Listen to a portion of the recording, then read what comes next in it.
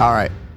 Now we're going to talk about a phase 3 business where you are crushing it on the marketing. You finally figured out how to generate traffic, how to get people coming to your website, how people coming to your store, how to get people calling on the phone, how to get everybody coming in. And you finally figured out a way to offboard the sale so you're not the one doing the sales anymore. That's wonderful. Congratulations. However, we find ourselves in a phase 3 limitation, which is where our operational capacity all of a sudden starts to get strained. If you have done, like almost every other business owner before you, said, I will take any sale that comes through the door, then you might find yourself in this situation, which is all of a sudden that operational piece, that customer service, that service delivery, that product delivery starts falling by the wayside. You know, I was talking to a gentleman recently that is a one-man show and selling this really cool product out of his home. And he said, okay, well, I needed to get a shipping warehouse. So I got a shipping warehouse. And I started selling this thing, and all of a sudden the sales are picking up, and I'm spending every single waking hour fulfilling orders. And I'm printing out, you know, the orders that came in that day, and I'm sending these orders off to this shipping warehouse, and these ones I'm doing myself. And then I'm taping the boxes, and I'm putting the things inside, and then I'm getting on UPS, right? It's a lot. And so we look at him and we said, listen, you cannot scale this business this way. It's great that you got the marketing figured out, that you got the sales coming in, but you literally cannot scale at that rate, because here's what's going to happen. And trust me, guys, I have done this. I have taken a company from 0 to 17 million in sales, almost to $3 million monthly revenue in 8 months. We scaled up so fast, it was unbelievable. We scaled up so fast, we actually outsold our manufacturer's ability to produce. And they never told us that we did that.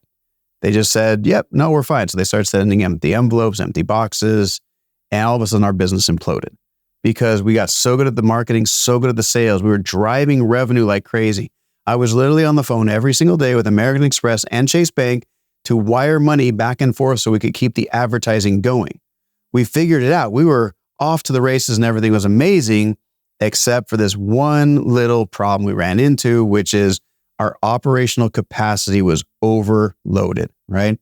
Think of it like a breaker in your house. You plug in the vacuum, you plug in the blender, you have the garbage disposal plugged into it. Everything turns on at the same time. Breaker trips, right? That's what we had happen. We had overloaded our system with customers. We had 400,000 customers come through our doors, give us a credit card, buy a product all over the world. And we failed miserably because we overloaded our capacity to deliver. So when I talk about your operational capacity, these are the things I'm talking about. Your bookkeeping, right? We had 400,000 customers who bought multiple products. Our bookkeeping and our it was a nightmare. We went through 4 CFOs trying to get this thing fixed. It was not fun.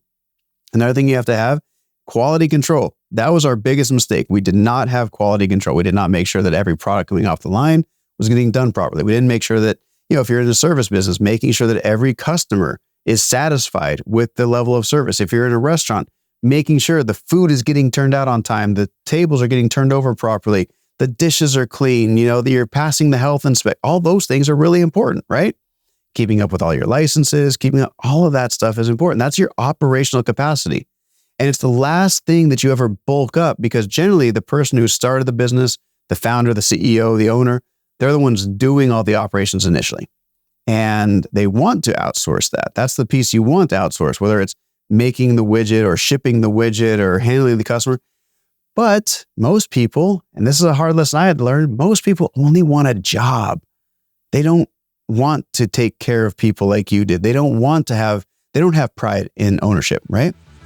Before continuing, please subscribe and share this video to help us reach more people and stay notified of our latest releases. Now, let's continue watching and learning. And that's something you really have to understand, is that most people do not have the same pride in your business as you do. They never will, which is why systems, processes, and procedures are so important. Here's how you put the widget in the box. Here's how you put the lid together on the box. Here's how you put the shipping envelope on the box. Here's where you put the box once that's done. And that's your job all day, every day, right? And that's why you teach people how to do this stuff. You cannot expect them to just figure it out. They're not going to. They don't want to. They're just there for a paycheck. And I hate to say it, but it's true. So the operational capacity becomes the constraint. And what's happening here is you're lacking standard operating procedures. You're lacking training. You're lacking the ability to hand it off to somebody else who can take over. And make no mistake about it, you have to do all those things if you want to grow this company. Otherwise, we go back to what we talked about before with the theory of constraints, which is if your ability to deliver a quality product or service on time so the customer is happy and you don't get chargebacks and refunds and bad reviews, if you want that to happen, then you have to train other people how to do that. And if you want it to happen well, you have to get to a point where your capacity can handle whatever the customer flow is. In other words, let's just say that at McDonald's, there's unlimited parking and unlimited drive-through, and there's the person on the call that's really good at typing everything up and putting all the orders in, and they're up at the front desk and they're collecting all the money, right? What's going to happen? They can turn these customers through. Here's the money. Here's ting, right? You're getting all the money in. They're going through the drive-through. They're really excited. Everybody's getting all the money in. But here's the problem. The guy in the back who's flipping the burgers can only cook burgers so fast. And so what ends up happening? You get an angry mob. You get an angry mob wanting refunds, wanting their money back, yelling at you, screaming, being miserable, being terrible human beings. Why? Because they gave you money and they expected something in return. They did not get it and they're frustrated. And you do not want to be that business owner that has that problem, because that problem results in bad reviews. It results in refunds. It results in chargebacks. It results in your merchant processor being shut down. It results in things like Stripe going away. It's bad, right? That will actually put you out of business faster than not getting enough customers in the door. Having your business lack the ability to take money in or attract new customers because of bad reviews and no merchant processing will shut you down. You do not want to end up in this situation. So you have to find a way to expand the operational capacity of your company. And you do that with training, systems, processes, and procedures. And then, of course, having standard operating procedures that people are learning and implementing. And then you have to do quality control and management, right? This is where management comes in. You actually have to manage people. It's not fun. No entrepreneur likes doing it, but it has to be done if you want your business to scale. So that's where you are with the phase 3 business.